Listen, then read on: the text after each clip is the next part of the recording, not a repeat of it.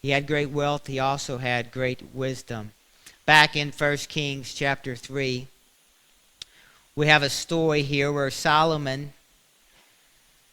has been praying for wisdom. And we know that God not only blessed Solomon with wisdom, but because of his unselfish acts, God promised to give him riches and a long life if he continued to serve him. But in 1 Kings 3, verse 28, speaking of Solomon, it says, "And all Israel heard of the judgment which the king had judged. And they feared the king, for they saw that the wisdom of God was in him to do judgment." This is the story of the two women who both had babies. One was killed, and they were arguing over whose baby it really was. And Solomon, in his wisdom, comes and says, "We'll divide the baby in half, and each of you can have a half." And obviously the rightful mom does not want that to happen and says no. And Solomon realizes, and he gives her the child. But it was spread throughout the wisdom of Solomon. 1 Kings chapter 4, verse 29 says this, "And God gave Solomon wisdom and understanding exceeding much, and largeness of heart, even as the sand that is on the seashore. And Solomon's wisdom excelled the wisdom of all the children of the east country, and all the wisdom of Egypt. For he was wiser than all men, than Ethan the Ezrahite, and Heman, and Chalcol, and Darda, the sons of Mahal. And his fame was in all nations round about. And he spake 3,000 proverbs, and his songs were 1,005.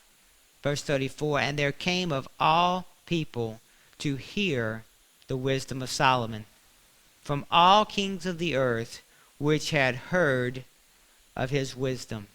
Solomon was so wise that the kings around the world would come to hear what he had to say.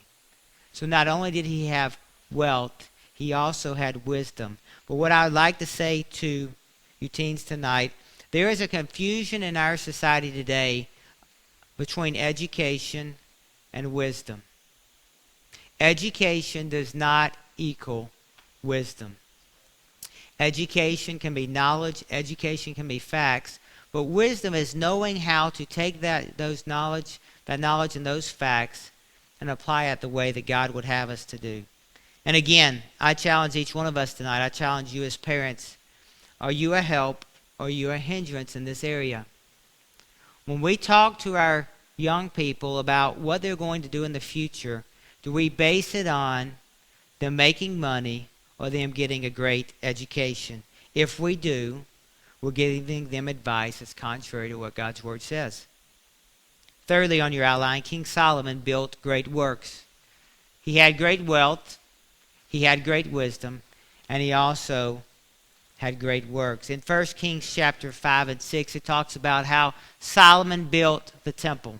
His father was not able to, David was not allowed, and so Solomon comes on the scene, and he is going to build this temple. And in 1 Kings 5, verse 13, gives us a couple things that take place here when we're considering the temple. And King Solomon raised a levy out of all Israel, a group of people, and the levy was 30,000 men. And he sent them to Lebanon. A month they were in Lebanon, and 2 months at home. And Adoniram was over the levy. And Solomon had 70,000, 70,000 that bear burdens, and 80,000 hewers in the mountains. Beside the chief of Solomon's officers, which were over the work, 3,300 or 3,300 foremen, we might say, which ruled over the people that wrought in the work. And so this was a massive undertaking. Solomon, the privilege, but the responsibility he had in building the temple of the Lord. And obviously you can tell by the number of workers and the materials that this was a magnificent thing that he did. And it tells us later on in 1 Kings 6, chapter 6, verse 38, that it took 7 years to build it. So you think he had at least 153,000 people working on this project. It took 7 years to build it. Human nature would be, look at what I built.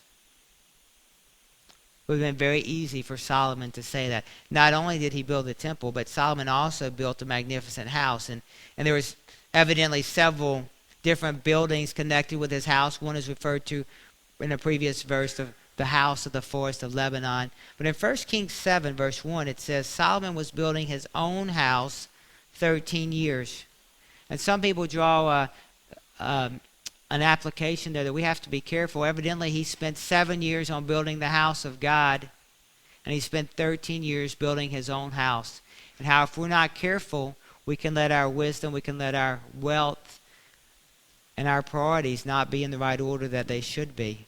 But obviously, Solomon built many great works. His last word, let's turn back to Ecclesiastes 2. Ecclesiastes chapter 2, and we will finish there. Ecclesiastes 2, verse 4. Solomon again. I made me great works. I builded me houses. I planted me vineyards. I made me gardens and orchards, and I planted trees in them of all kinds of fruits. I made me pools of water to water therewith the wood that bringeth forth trees. Goes on to talk about the servants and the possessions and the cattle that he had. Obviously, Solomon had done many great things in his life, many achievements that he could point to. But again, to these young people, I would say that your primary goal in life should not center on what you do. Your primary goal in life should center on who you are. All of us can have accomplishments, and that's great, but God doesn't care about our buildings and our education. God cares about the person that we are. And again, all of us need to be challenged tonight. Are we a help or a hindrance in this area? When we're pointing people, giving them advice and giving them counsel, do we base our advice on potential wealth, potential education, potential accomplishments that they could do? If we take that approach, we're giving them faulty counsel. Now that's the background of Solomon. He seemed to have it all. He had more money than he knew what to do with. He was the wisest man of his time. God allowed him to build his temple. He had all the accomplishments. So what does Solomon say? What is his advice when we consider this? Ecclesiastes 2, verse 11. He's just finished talking about how he did not withhold anything from his eye. If he wanted it, he got it. Verse 11. Then I looked on all the works that my hands had wrought, and on the labor that I had labored to do, and behold, all was vanity and vexation of spirit, and there was no profit under the sun. He looks back and he says, everything that I have done was for myself was vanity. It was worthless. I wasted my money. I wasted wisdom. I wasted my accomplishments if I did them for myself.